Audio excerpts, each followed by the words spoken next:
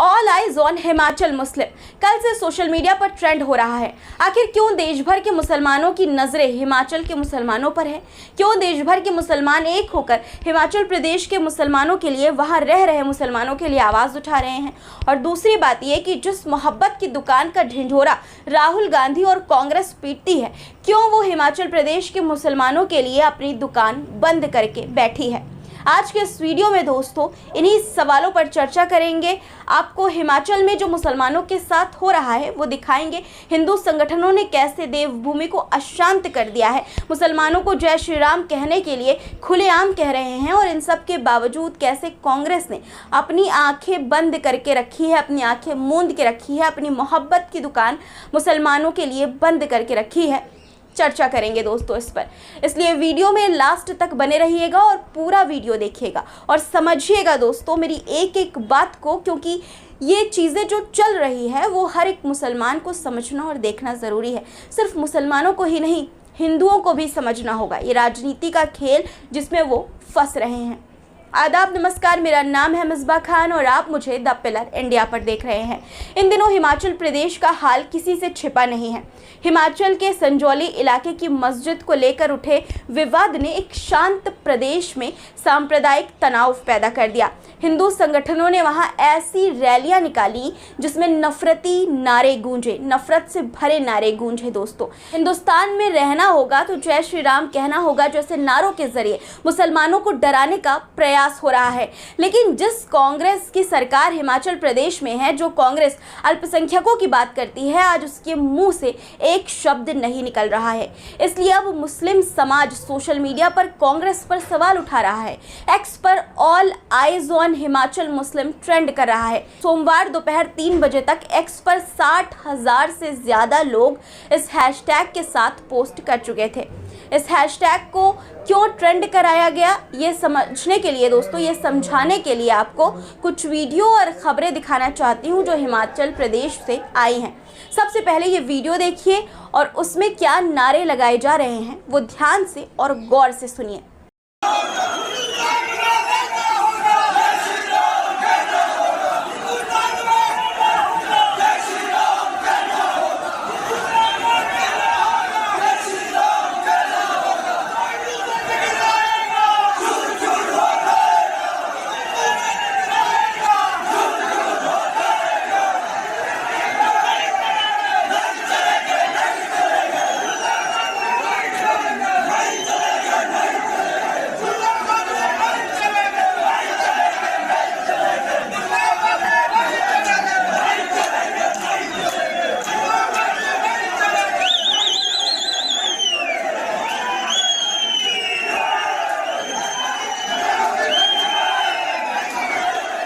हिंदुस्तान में रहना होगा तो जय श्री राम कहना होगा, जो हमसे टकराएगा चूर चूर हो जाएगा और मुल्ला काजी नहीं चलेंगे जैसे नारे ये हिंदू संगठन या हिंदुत्व संगठन कहे इन्हें तो ज़्यादा अच्छा होगा दोस्तों, लगा रहे हैं।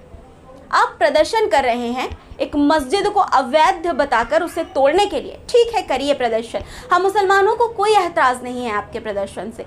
संविधान में सबको प्रदर्शन करने का अधिकार है, अपनी बात रखने का पूरा अधिकार है। लेकिन आप जो सांप्रदायिक एंगल देना चाह रहे हैं इस तरह के नारों से कि हिंदुस्तान में रहना होगा तो जय श्री राम कहना होगा, मुल्ला काजी नहीं चलेंगे वगैरह वगैरह, ये आपके नापाक इरादों को साफ दिखाता है, आपके इरादों पर शक पैदा करता है।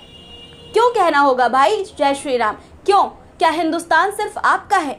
इसकी धरती पर सिर्फ आपका अधिकार है? किसने दिया आपको ये अधिकार और मुसलमानों को नहीं? हिंदुस्तान मुसलमानों का भी है। इसकी आज़ादी में हमारे पूर्वजों ने भी अपना खून दिया है, इसकी मिट्टी में हमारे पूर्वजों का भी खून है। इसलिए हमें अधिकार है कि हम यहाँ अपने मज़हब को फॉलो करें। हम मुसलमानों के लिए अल्लाह के सिवा कोई माबूद नहीं है। हम हर धर्म की रिस्पेक्ट करते हैं, बिल्कुल करते हैं, और ये हमें हमारा इस्लाम ही सिखाता है। आप कैसे ये नारा लगा सकते हैं, किसी को फोर्स कर सकते हैं कि हिंदुस्तान में रहना होगा तो जय श्री राम कहना होगा? और कानून की किस किताब से आपको ये ज्ञान मिला है?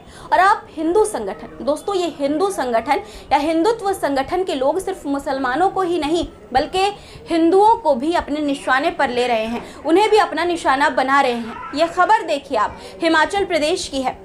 मुस्लिमों की दुकानों पर लगाए जा रहे हैं लाल निशान, ये हेडिंग है दोस्तों। उनसे लेन देन करने वाले हिंदुओं का भी बहिष्कार का ऐलान। मतलब इतनी नफरत है मुसलमानों से, मुस्लिमों से, कि उनका आर्थिक बहिष्कार किया जा रहा है दोस्तों।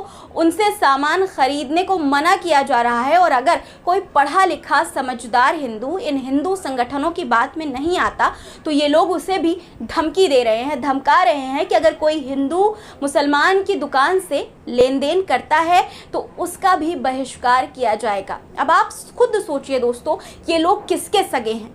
ना मुसलमान के और ना ही हिंदू के। खुद को हिंदू का रक्षक कहते हैं लेकिन उन्हीं का बहिष्कार करने की बात कर रहे हैं। कुछ दिन पहले ही इन प्रदर्शनकारियों ने ऐलान किया है कि ऐसी दुकानों को चिन्हित किया जाएगा जो व्यापारियों ने मुसलमानों को ऊंचे किरायों पर दे रखा है। उसके बाद उन व्यापारियों का भी बहिष्कार किया जाएगा। मतलब दोस्तों, अगर वो व्यापारी हिमाचल का हिंदू है तो भी उसका बहिष्कार ये हिंदू संगठन करेंगे। दोस्तों, ये सब मुसलमानों से नफरत का ऐसा उदाहरण है जिसमें ये खुद को हिंदुओं की रक्षा करने वाला कहते हैं और मुसलमानों से कनेक्शन रखने पर हिंदुओं का ही बॉयकॉट करने को लेकिन तैयार है। सोचिए, अब ये कैसे किसी के रक्षक हो सकते हैं? जो समझदार है वो समझ रहे हैं और जो नहीं समझ रहे हैं वो क्या है ये बताने की मुझे ज़रूरत नहीं है। दोस्तों, भारतीय जनता पार्टी से तो पहले ही कोई उम्मीद नहीं थी। उसे तो मौका मिलना चाहिए मुसलमानों के खिलाफ खड़ा होने का। और कांग्रेस जो मोहब्बत की दुकान खोलने की बात करती है मुसलमानों के लिए, उसकी दुकान पर मोहब्बत ख़त्म हो गई है। ताला लग चुका है दोस्तों पूरी तरह से कांग्रेस की मोहब्बत की दुकान पर। दोनों ही पार्टियां अपनी अपनी राजनीति की रोटियां सेकने में मगन है दोस्तों। दोनों ही अपना फ़ायदा देख रही हैं और इसलिए कोई मुसलमानों के लिए नहीं बोल रहा है। इसलिए दोस्तों, मुसलमानों ने खुद अब हिमाचल प्रदेश के मुसलमानों पर नज़र बनाई हुई है। उनके लिए आवाज़ उठा रहे हैं हर कोने से मुसलमान। कांग्रेस से सवाल करना मुसलमानों ने शुरू कर दिया है। ऑल इंडिया मजलिस इत्तेहादुल मुस्लिमीन यानी कि AIMIM नेता वारिस पठान समेत कई लोग कुछ खास तस्वीरों को साझा कर रहे हैं। वारिस पठान ने मस्जिद के सामने 2 बुलडोज़र वाली एक तस्वीर साझा की है जिस पर ऑल आइज ऑन हिमाचल मुस्लिम लिखा है। ये तस्वीरें देखिए, सोशल मीडिया पर इसे जमकर शेयर किया जा रहा है जिसमें इलेक्शन से पहले और बाद की मोहब्बत की दुकान दिखाई गई है दोस्तों।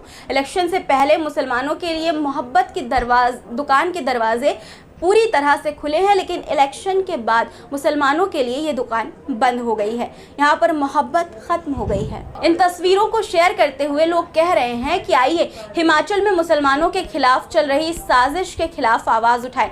सोशल मीडिया पर बहुत से मुस्लिम यूज़र्स कांग्रेस पार्टी और राहुल गांधी पर सवाल उठा रहे हैं। मोहब्बत की दुकान वालों का दोगलापन दिखाते हुए ये शेयर किया जा रहा है जिसमें लिखा है, मोहब्बत की दुकान के मालिक राहुल गांधी जिन्होंने तिरुपति मंदिर का लड्डू विवाद पर ट्वीट किया, बिहार में दलित बस्ती में आग वाले मामले पर बयान दिया, उड़ीसा में महिला उत्पीड़न पर भी बोले, लेकिन हिमाचल में मुस्लिम विरोधी नफरती मुहिम के खिलाफ एकदम चुप। अंसार इमरान नाम के एक यूज़र ने लिखा कि विपक्षी नेता राहुल गांधी के पास सारी दुनिया की नफरत का जवाब देने का टाइम है, वक्त है। बस अपनी ही पार्टी के शासित प्रदेश हिमाचल में मुस्लिम विरोधी चल रहे एजेंडे पर मुंह में दही जम जाती है। मोहब्बत की दुकान फिलहाल मुसलमानों के लिए बंद है। अंसार इमरान ने एक अन्य पोस्ट में लिखा कि हिमाचल प्रदेश में खुलेआम मुसलमानों की मस्जिदों को ध्वस्त करने का उद्घोष हो रहा है। मुसलमानों को पलायन के लिए मजबूत किया जा रहा है। मुसलमानों के आर्थिक बहिष्कार के नारे लगाए जा रहे हैं, मगर मोहब्बत की दुकान द्वारा नफरती मुहिम को मौन समर्थन है। कुछ लोग ये भी कह रहे हैं दोस्तों कि अगर कांग्रेस ये सोचकर चुप है कि हिमाचल में सिर्फ 2% ही मुस्लिम आबादी है, चुप रहते हैं ताकि बहुसंख्यक समाज का वोट मिल जाएगा, तो फिर ये याद रखना चाहिए कि आगे महाराष्ट्र, झारखंड, दिल्ली, बिहार में भी चुनाव होने वाला है। बिहार में तो एक एक वोट के लिए तरसेंगे। दोस्तों, अब एक और वीडियो आपको हिमाचल से आया हुआ दिखाना चाहती हूँ। देखिए किस तरह से एक दक्षिणपंथी हिंदू भीड़ ने मुसलमानों की दुकानों में तोड़फोड़ की और मस्जिद पर धावा बोलने की कोशिश की। जब पुलिस ने हस्तक्षेप किया तो वे बाहर बैठकर नफरत भरे नारे लगाने लगे। देखिए ये तस्वीरें।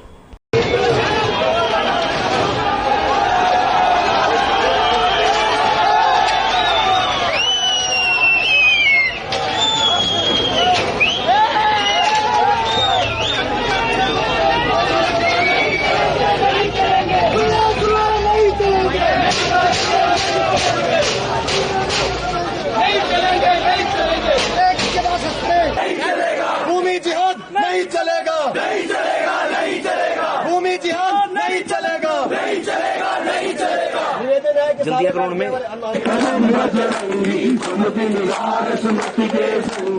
भूमि जिहाद, मुल्ला काजी नहीं चलेंगे, जय श्री राम कहना होगा और ना जाने क्या क्या बोल रहे हैं ये हिंदू संगठनों की लाई हुई भीड़। दोस्तों आखिर में बस यही कहना चाहूँगी दोस्तों कि ये जो खेल हिमाचल में खेला जा रहा है वो सिर्फ सांप्रदायिक तनाव पैदा करने का नहीं बल्कि एक बहुत बड़ी साजिश का हिस्सा है।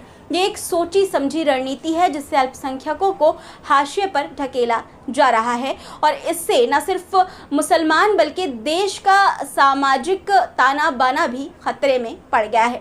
कांग्रेस और अन्य पार्टियों की चुप्पी आग में घी डालने का काम कर रही है। आपको सच को पहचानना होगा।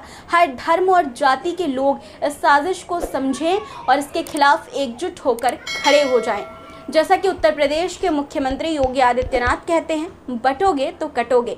यही वक्त है एकता बनाए रखने का और सच के लिए आवाज़ उठाने का। दोस्तों बटोगे या कटोगे का जो नारा मुख्यमंत्री ने दिया वो सिर्फ हिंदुओं के लिए नहीं मुसलमानों के लिए भी है।